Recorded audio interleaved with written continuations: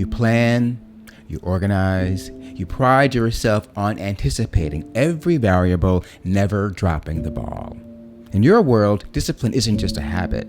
It's your ultimate superpower. You believe that your relentless preparedness is the very glue holding your success together. But what happens when a slight deviation from the plan doesn't just annoy you, but it triggers a spontaneous internal panic and your body erupts into flames or you fall apart? I've seen this happen. I can see their faces now. If one detail's out of place, they fall apart. Over my 40-year career as a professional dancer, Disney executive and wellness director, I've worked with the most elite, detail-oriented people on the planet. Type A for sure. And I've noticed a terrifying pattern among these high achievers. What if that relentless discipline and detail-oriented nature that built your career is the exact mechanism currently tearing it apart? Let's deconstruct these high achievers. Is that you? I'm talking about you. High achiever. Welcome to Season 7 of Roar. Society applauds your reliability. It rewards your obsessive attention to detail.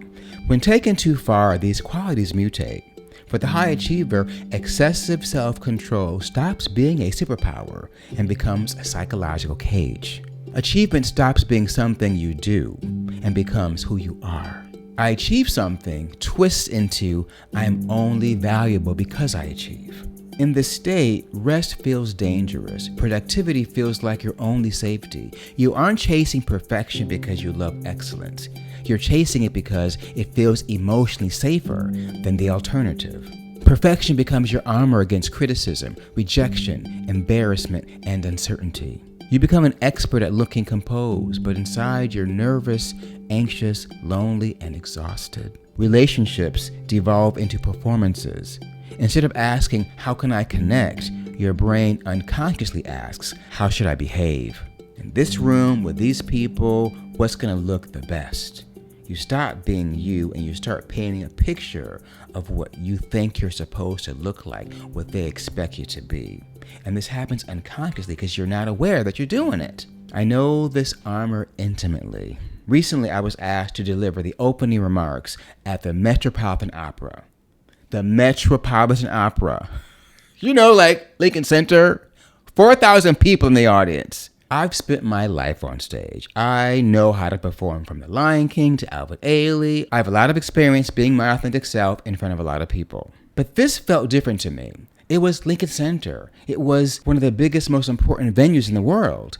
And I have a habit of speaking fast and stuttering and getting lost in my thoughts. And I sometimes appear nervous when I'm just dealing with my own ADHD. So I needed this to land. I wanted it to have gravitas and be the big version of myself that I painted so the world would not see the stuttering, confused Aubrey that you and I know very well. And if you don't, you're going to get to know me on these videos. I had to bring my A game. So I had this script and I rehearsed it. I memorized it. I played it in my AirPods. I would recite the text while I'm walking, hearing the voice speak. I would video myself. I really went in. All in. This could not mess up. I was excited. I was thrilled. I was so honored to do this. But I was also afraid of looking like an amateur. Why would I think that? But I did. I just thought I would go out there and be the stuttering, confused amateur. Maybe you can relate in your world. We just sometimes feel don't belong there, whether it's imposter syndrome or just confused fear or misplaced anxiety. Sometimes we feel like, whoa, I am not good enough to do this. Even if you think you are, subconsciously you're telling yourself you're not. I'm going to tell you what happened in a second. Because that realization brings us to the psychological framework called Radically Open Dialectical Behavior Therapy, or RO DBT. Say that 10 times fast. Developed by Dr. Thomas Lynch, we share the same last name. It targets a silent epidemic among elite performers known as maladaptive overcontrol. Usually we hear about under control, people acting impulsively or failing to regulate their emotions and popping off and no control. But maladaptive overcontrol is different. It's when your self-control becomes so intensely rigid that you completely lose your capacity for genuine social connectedness. Your nervous system is trapped in a constant state of threat. You convince yourself that if you just rehearse the conversation one more time, if you just perfect that one last detail, if you just do that move just right, or just have the script in front of you and read it just perfectly, you'll finally be safe. This is real. This is what I felt. I felt if I could just get through that script, I would be safe. And I was not safe if I couldn't. I did great. I must say, I landed that speech. I was so proud of myself. The audience was laughing and cheering and clapping. I was laughing myself. I went off script and ad-libbed a little bit and came back. But sheesh, at what cost? Yes, we must be prepared. And then there is over-preparation or maladaptive over-control preparation. And that's the trap. Because you're successful, you have supporting evidence that your rigidity is necessary. I have real proof that if you stress for 2 weeks and memorize a 2-minute speech perfectly, you will land it. Your success reinforces the illusion that structure equals survival. You have proof that control works. But at what cost? I look back on my time with Alvin Ailey in The Lion King, and I loved the work intrinsically. But there was a part of me that relied on the prestige of those roles to validate my worth. I admit it. There was something that felt really validating about saying, I'm with The Lion King. I'm with Alvin Ailey. I did feel that. I enjoyed how those positions made me look, so much so that when I left, I felt less than. I felt empty. I felt smaller. I felt diminished without those big titles hanging on my hat. I was falling into the classic trap of postponing my joy until after the success was secured. Life became one long delay of living. I still battle with, you can chill, Aubrey. You did it. More than once. Just go have a walk in the park and let it go. I'm always planning and strategizing. Look at me, I'm making videos in my spare time, trying to make the perfect script and the perfect cut and the perfect edit. I'll relax when I have 1,000 subscribers. By the way, please subscribe. Why wait? That may never happen. Let's hope it does. But if it doesn't, am I going to wait for then to relax and have my life? Don't let your life become one long delay of living. Speaking from experience here. True artistry and true leadership demand the capacity to step completely off the scripted track. It's the willingness to let the structure break so that spontaneity and flexibility, genuine connection, and your innate genius can actually enter the room. Yes, your discipline got you where you are. It's essential on some level. But when it becomes a wall that isolates you from the world, it no longer is serving you. It is oppressing you. So how do we break out? How do we walk with the line of your own over-control without feeling like your world is going to collapse? You must slowly train your nervous system to realize that unpredictability is not a threat. Here are 3 biological resets to dismantle your toxic perfectionism. And that's what it is, toxic perfectionism. The Underrehearsed disclosure.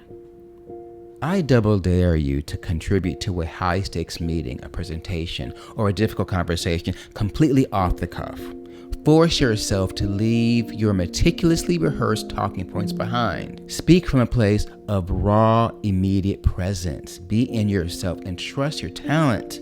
If you're prepared, not over-prepared, you'll be brilliant. Audit the armor. At the Met, my armor was gravitas. I wanted to represent, awaken my inner Obama. I did. I wanted to do that. Like I was masking my insecurity that I was going to stutter fast, speak fast, get confused, and lose my way. I masked it by over-controlling the script. Now that I know that, now that I got through it, and I proved that maladaptive over-control can come in handy, I want to try a little loose next time. I'm going to have my script prepared, but I'm going to just be ready to go off every now and then and see what happens, and dare to do that in front of an audience. Maybe not the Met, right? Not ready for that, but in a smaller conversation and a workshop that I have students, or maybe a presentation in one of my other advocacy groups, I'll do that, but I dare you to try that. I don't need to be Obama or an orator. I just need to be authentically me. And you should give yourself permission to be authentically you. Explore RO DBT. Traditional therapy helps, but radically open dialectical behavior, or RO DBT, specifically targets disorders of overcontrol. It teaches skills focusing on openness, receptiveness to feedback, flexibility, adapting to change, and social connectedness, vulnerability. These aren't just mental exercises, they are profound shifts. By intentionally exposing yourself to small doses of unscripted reality, you are sending a powerful signal to your brain that it's safe to be seen. You are dismantling a cage, wire by wire. The exhaustion of maintaining a flawless facade will melt away, replaced by the vibrant energy of your true authenticity. Your messiness isn't a liability. It is the very thing that makes you deeply magnetic. Don't apologize for it. Be shamelessly you. Once you admit that your life is an over-controlled mess and you start letting go of that rigid grip, you're going to face the next hard pillar of humility. In our next episode, we're diving into the brutal truth: you're not special. And that's your secret weapon. Please hit the like and subscribe, leave a comment, help me build this beautiful world of knowing the self. One planet, one tribe, one world, one love. I'll see you there.